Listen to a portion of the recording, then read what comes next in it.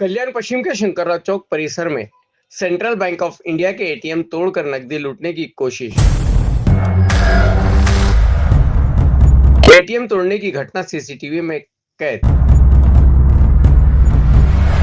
चोर एटीएम तोड़ने में नाकाम रहे, लेकिन एटीएम मशीन को भारी नुकसान पहुंचा। बाजारपेट पुलिस ने 4 घंटे के भीतर ही एटीएम मशीन को लूटने की कोशिश करने वाले 2 चोरों को गिरफ्तार किया है। आगे की तफ्तीश शुरू। बाजारपेठ पोलीस स्टेशनच्या हद्दीत अत्रे हॉलच्या जवळ एक सेंट्रल बँकेचे एटीएम सेंटर आहे। 5 तारखेच्या रात्री ते 2 चोरट्यांनी त्याच्यात दगडाच्या साहाय्याने तोडण्याचा प्रयत्न केला। आमच्याकडे जेव्हा माहिती मिळाली तर सीसीटीव्हीच्या आधारे आम्ही लगेच ह्या 4 तासाच्या आत आरोपी ताब्यात घेतलेला आहे। त्यांच्याकडून गुन्ह्याचा उद्देश समजून घेतलेला आहे। हे 2 आरोपी मान्य न्यायालयात या गुन्ह्यामध्ये गुन्हा दाखल करून अटक करून हजर केलेले आहे। मंगेश भीमराव जगताप आणि नौशाद अहमद अन्सारी असे 2 आरोपीचे नावं आहेत।